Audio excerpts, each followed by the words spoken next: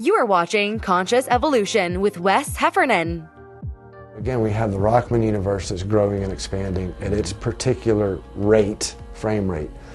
But when we compress it into conscious evolution, that frame rate's a little bit faster. And so I can show a little quicker the process that Rockman universe is going through. I can condense it into something faster in conscious evolution. But then I can condense it again into something that's even quicker with this story, A Journey into the Abyss. And so what A Journey into the Abyss represents is the microcosmic pattern framework, structure, all of that is going to be and has naturally, even when I came as much possibly as unprepared as I could have last week, everything that unfolded naturally fit in, even if it wasn't to my expectations of how, it fit into the overall scheme of the purpose and intent of this story. And so at the end of it, right, we're going to be able to move away from it a little ways and then start looking back at it, and I can point to, well, okay, so you see how this went down in this story, here's where we're at in conscious evolution's growth, and here's where we're at and how that relates to Rockman universe's growth, because it's the same point. It's just happened already in real time in this story, and it's unfolding to happen in conscious evolution and unfolding even greater to reach the purpose of the story's fullest potential would be to fulfill Rockman universe. Right? And so that's really where we're going after. It's growth within growth, but it's the Trinity, and it's always three. And I mean, there's so many ways to like play with the Trinity and to show this, but one of the things that I remember a long time ago, I think it was on Mr. Wizard's World, to be honest, to show my age, but you can only fold a paper in half 7 times. As long as, you could take 100 miles of toilet paper and probably you're folding half, folding half, folding half. You could probably get more than that, but like any normal sheet of paper, thin as you want, I mean, we'll probably do it on a table at some point, but a piece of newspaper, you fold it in half, fold it in half, fold it in half. 7 times is all you can go. And at that point, now if you cut it or rip it, you could continue cutting and stacking and reach reach the next set of stars. But as far as folding, 7 times is all that you can get before it wants to be taller than it is wide. Right. And you can no longer fold that. That's right. And so in that same frame of reference, if you put yourself in the center as the point, and there's 7 folds, right? That's 3 in front and 3 behind. And so the Trinity again, and this is kind of where these concepts come from, though not where they originate. What we're getting to is where they originate from, and then we're going to, flow out and zoom in and out of, here's the Trinity as red, green, and blue. Here's the Trinity as perspective, dimensions, and whatever. Here's the Trinity as form, function, and structure. Here's the Trinity as Father, Son, and Holy Ghost, because that's an important one. Here's the Trinity as mind, body, spirit. Right? As those speak more closer to the core than like red, green, and blue. So I mean, there's like different octaves of expressions that we can play in, but we need to be able to stabilize everything so that when we're talking about this particular thing that we're putting on the table, not only do we know what we're talking about, but we know where we're talking about it. Are we talking about it at the, where it represents, the atom in the universe, or are we talking about it in this other scale? And because there's so much fluctuation out from one boundary to the next, the letters, the sound, the note C sounds and looks vibrationally, much different than the note B flat, right? But they both exist in the scale, and if you use them properly, they can make masterpieces, right? But if you use them improperly, it's horrible, right? Think of my 2-year-old beating on the keyboard. It might sound great to him, fine, right? But you're using your imagination very well, son. But those same notes that create noise can create harmony. The same words that can create harmony can create destruction. And so, you know, finding a way to take something that I can communicate to myself very well, but turning it into how to communicate that and share that outwardly, right? And at the same time, create a platform in which others, as they feel comfortable, can begin coming and sharing.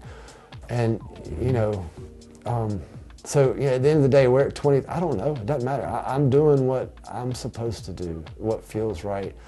That's right. Whether I'm ever make any money off of this or not, right? As long as I'm being provided a way to make it happen, then I'll keep pouring, making it happen in. And it lives forever, as Yeah. we talked about earlier. You know, you can reference back to it when you're older, and you can go back and, man, you know, and expand on something that you watched it back and say, oh, I didn't even think about this. And so it's your story. Well, not only that too, I mean, it is that process exactly, but up until a year ago, it was all memory and mental images, because every time you move through, move from one octave to the next, every time you have one of those moments that makes you more, every time you move from an A to a B, part of that process is turning and looking back, right? And it's not just looking back at the previous letter, right? If you move from A to B, and then from A to B, and from A to B, and from A to B, every time you turn around, you want to look at each segment, and then you want to look at it in total. And so it changes every time your perspective, whether it's because you're moving further away or around, or right, every time your perspective changes, your past changes. And if you change your past, you change your future. Now, you can't change what happened, but you can change, and always can change, Happens. what happens but your perspective of it, right? Like something that was absolutely horrible may be what you needed to set yourself free. And are you going to allow it to be, oh, this horrible thing your whole life? Or are you going to accept it, move forward, turn back around, and look at it? You know what? Man, that sucked. Man, I still have a lot of pain and hate and stuff for what this person, thing, place did. But okay, but I'm not where I was. And then you turn back around and you take another few steps and you turn back around, and all of a sudden it's like, wait a minute. I couldn't have made it through these events that happened over the last year had I not had this particular part of this experience to help guide me. And then, makes you think, right? Well, I wonder. And then, so another year or two goes by, and you turn back around and you look back, and all of a sudden it's like, man, I'm so grateful that happened, because I wouldn't be where I am now had I not had this frame of reference to take a snapshot of and use, right, as a fuel.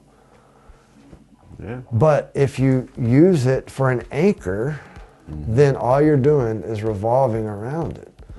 And whether it's this way or this way, no matter what your pitch is on that revolution, it's another version of that same story that comes along with the attachment to that particular event.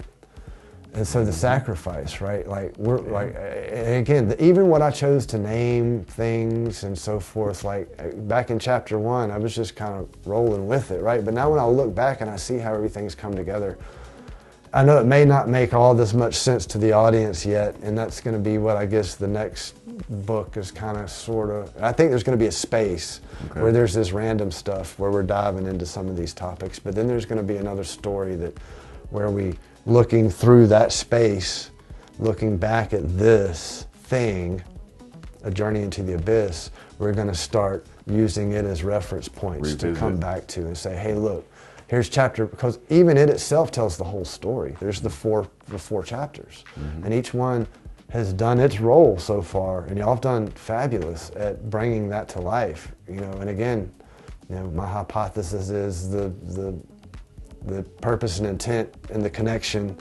allows for, whether we're present with each other or not, for the process to unfold and continue working in the metaphysical way, the unseen, to bring about the seen, heard in this case. I guess seen too. But. Right. And sometimes it's seeing it from other people's perspective. So what you were just talking about, it made me think of sometimes you see somebody else make a mistake and you were like, okay, I'm gonna learn from their mistake and not make that mistake. Or how many times have you seen somebody say, oh, my best friend or a good friend or family member had a heart attack, and you know what, I'm gonna start eating right. I'm gonna start working out. It becomes a launching pad for making a change. And I think that's a great word because I use it in that notebook quite often, a launching pad.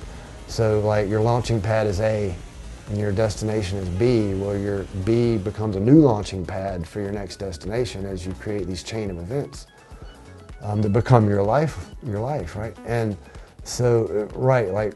And the chain of events could spark somebody else. Like, oh, I saw this person go back to school, so I'm going to go back to school. I saw this person, so that chain of events can affect more people than you even realize. It's a ripple, right? And I mean, I have no control. It's just exciting to be, again, just to be a part of the process that is unfolding currently in time and space. Thanks for watching. Join us next time on Conscious Evolution. Don't forget to subscribe.